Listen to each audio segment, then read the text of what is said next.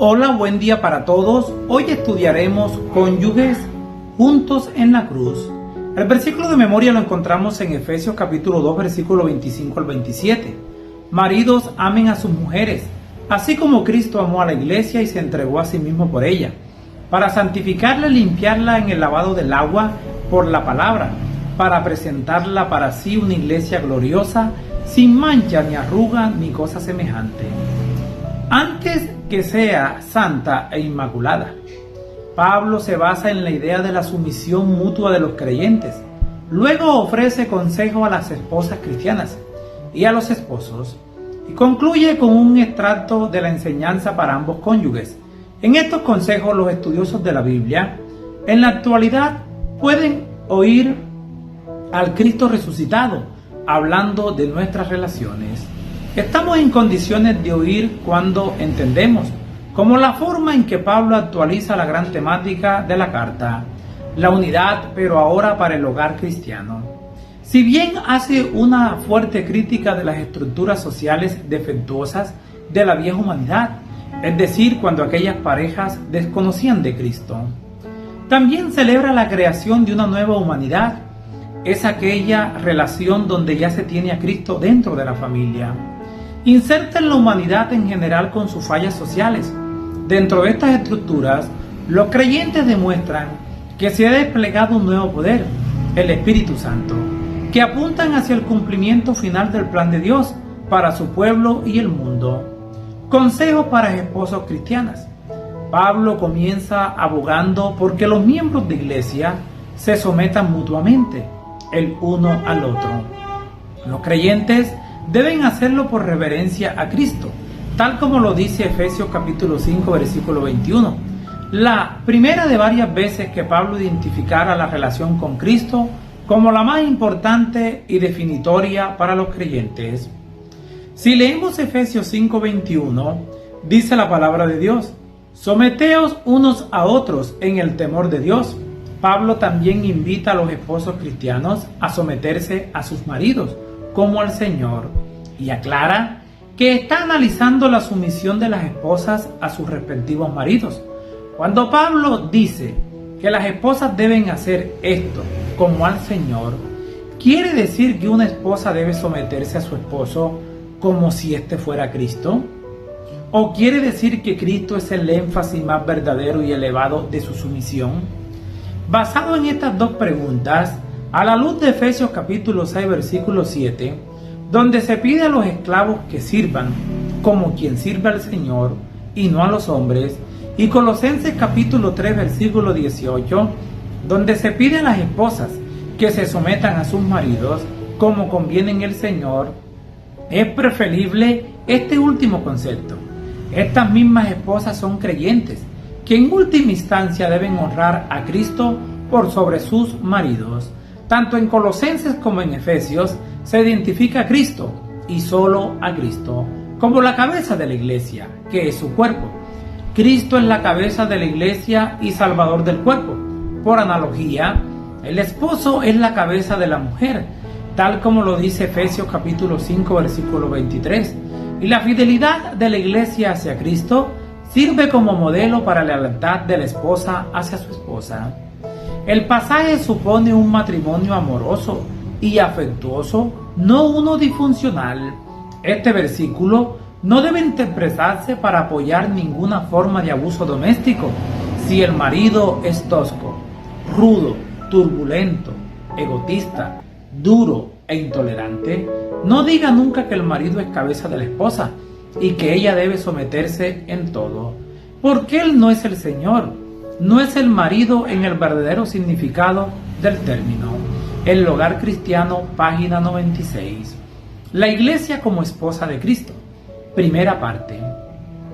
Si comparamos Efesios 5, 25 y 27, donde dice la palabra de Dios que maridos aman a sus mujeres, así como Cristo amó a la iglesia y se entregó a sí mismo por ella, a fin de presentársele a sí mismo una iglesia gloriosa, que no tuviese mancha ni arruga ni cosa semejante, sino que fuese santa y sin mancha, Pablo le va dando forma a su metáfora del matrimonio, que representa a la iglesia y su relación con Cristo. recurre creativamente a las costumbres y los roles de una boda antigua en relación con la iglesia como esposa. Cristo es el esposo divino que la iglesia necesita. Número 1. Ama a la iglesia como esposa. Eso solamente lo puede hacer Dios. Nunca debemos olvidar que este es un trabajo de corazón para Jesús. Él nos ama. Número 2. Se da a sí mismo como el precio de la novia. En el contexto de los acuerdos nupciales antiguos, el novio compraba a la novia con el precio de la novia, que generalmente era una gran suma de dinero y objetos de valor, tan grande que las economías de las aldeas antiguas dependían de la costumbre. Cristo paga el precio final para la iglesia como su novia, ya que Él se dio a sí mismo por ella. Efesios capítulo 5, versículo 25. En la encarnación y en la cruz, se da a sí mismo como el precio de la novia. Número 3. Baña a la novia. La preparación de la novia era una parte importante de las antiguas festividades nupciales, como también ocurre en la actualidad. Eran las damas de honor y los parientes femeninas de la novia quienes la preparaban para la ceremonia. Sin embargo, Pablo imagina al esposo divino preparando a su novia para la boda.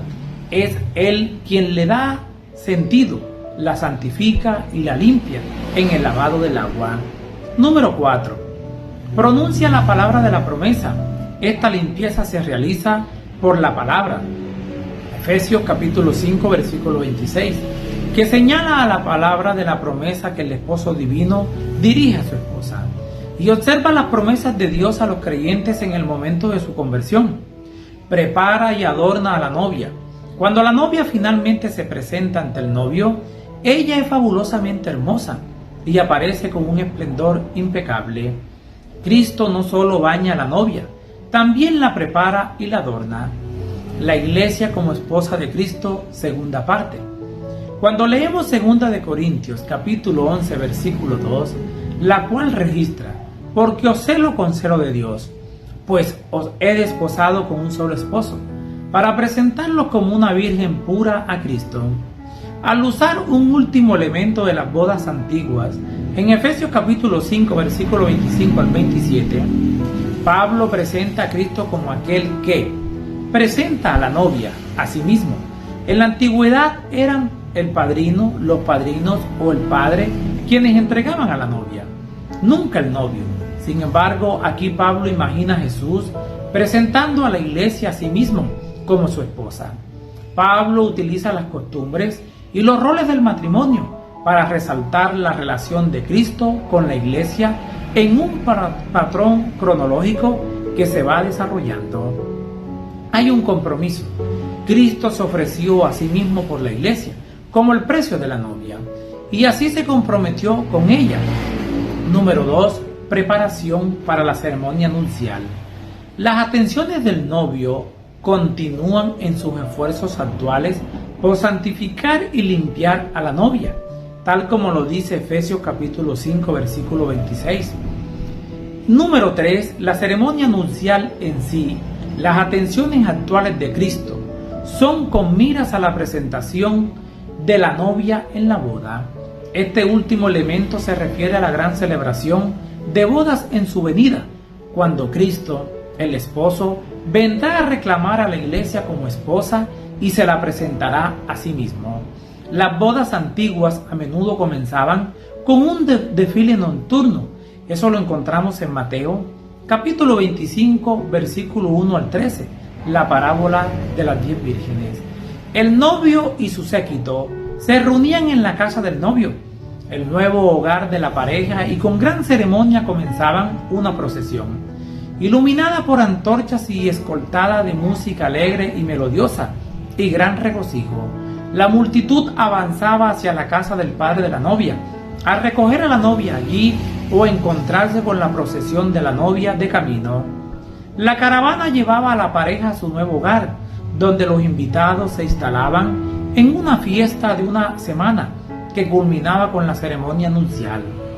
Cuando la novia le era presentada al novio, cuando Pablo describe a Cristo presentándose la iglesia a sí mismo, alude a este gran desfile y al momento de la presentación, al hacerlo, ofrece un cuadro conmovedor de la venida de Cristo como una futura ceremonia de boda, cuando el largo compromiso entre Cristo y su iglesia se complete y se celebre la boda. Qué maravilloso sería que Cristo viniera muy pronto a encontrarse con su iglesia, una iglesia perfecta, santa, pura y sin contaminación. Ama a tu esposa como a ti mismo. Leamos Efesios capítulo 5, versículos 28 y 29. Así también los maridos deben amar a sus mujeres como a sus mismos cuerpos. El que ama a su mujer a sí mismo se ama, porque nadie aborreció jamás a su propia carne, sino que la sustenta y la cuida, como también Cristo a la iglesia. Las reglas de Pablo para el hogar cristiano revelan un contexto social desafiante. En Efesios 5, 28 al 30, Pablo se dirige a los esposos que, según el patrón tan frecuente de la época, podían optar por aborrecer a su propia carne, abusando de sus esposas y golpeándolas. En el mundo esto sucede, pero no debe suceder dentro del pueblo de Dios. En el mundo grecorromano de la época de Pablo, el poder legal del padre de familia era muy amplio. Podía castigar severamente o incluso matar a su esposa, sus hijos y sus esclavos, porque estaba dentro de sus derechos legales, aunque ejercer ese poder en extremo estaba cada vez más limitado por la opinión pública. ¡Qué barbaridad! En Efesios capítulo 5, versículo 25 al 27, Pablo ha detallado el máximo ejemplo de amor, el amor de Cristo por la iglesia, con el que ofrece un modelo para los esposos, drásticamente diferente del habitual. Ahora, antes de presentar un nuevo argumento, vuelve a señalar ese gran ejemplo y pide a los esposos cristianos que respondan de ese modo, como Jesús, quien se entregó por su novia, la iglesia, y atiende todas sus necesidades. Pablo requiere de los esposos cristianos, de los esposos temerosos de Dios, de los que siguen a Cristo, alejarse de las prácticas esperables de esa época e intentar asemejarse al tierno amor de Cristo. En Efesios capítulo 5, Pablo agrega un nuevo fundamento del amor de los esposos cristianos por sus esposas, el amor a sí mismo. Pablo escribe: nadie odió jamás a su propia carne, al menos nadie que pasara con claridad. El marido no se daña a sí mismo, ni se golpea el cuerpo, al contrario, lo alimenta y lo cuida. En un intento por eliminar la esperanza y la violencia contra la esposa cristiana, Pablo invita al esposo cristiano a identificarse con su esposa. Eres tan uno con tu esposa, argumenta Pablo, que dañarla es lo mismo que lesionarte a ti mismo, y la mayoría que esté en sus cabales no hace esto. Volviendo al ejemplo de Jesús, Pablo argumenta que Cristo mismo ejerce un tiempo o un tierno cuidado de sí mismo a cuidar a los creyentes que son su cuerpo. Compórtate como deberías portarte delante de Dios con tu esposa, dice Pablo, de la misma forma en que tratas a ti mismo y en última instancia en la forma en que Cristo te trata a ti. El modelo matrimonial de una sola carne. Cuando nosotros buscamos en Génesis capítulo 2 versículo 24, ¿qué sucede en la historia antes de la creación acerca de que el esposo y la esposa son una sola carne? Cuando leemos Efesios 5:31, por esto dejará el hombre a su padre y a su madre, y se unirá a su mujer y los dos serán una sola carne. Qué maravillosa promesa y bendición sería que serían una sola carne por la eternidad. Pero el pecado arruinó el plan de Dios. Como su punto culminante al meditar sobre la historia de la creación de Génesis, Pablo considera las necesidades de las congregaciones cristianas y la salud de las relaciones familiares dentro de ellas. Él percibe en Génesis 2:24 un mensaje que resuena a lo largo del tiempo.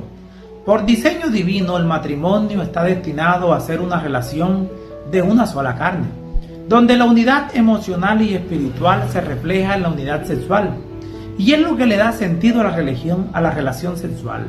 Ten en cuenta que al optar por Génesis 2:24, Pablo selecciona la declaración sobre el matrimonio formulado antes de la caída, y la aplica a las relaciones entre cónyuges cristianos.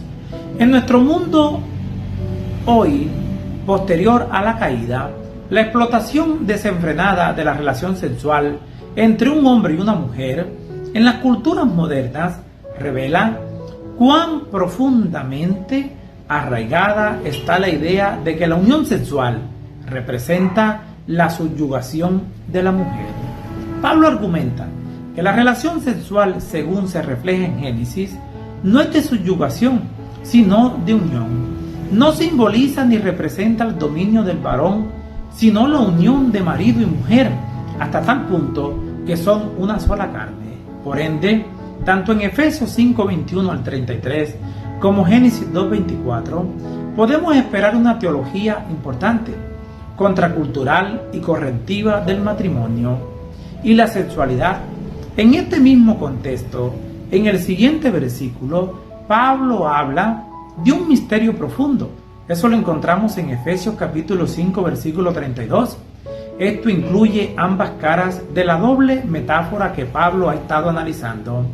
El matrimonio cristiano, entendido a la luz de la relación de Cristo con su iglesia, y la relación de Cristo con su iglesia, entendida a la luz del matrimonio cristiano. El matrimonio cristiano se eleva al compararlo con la relación entre Cristo y la iglesia.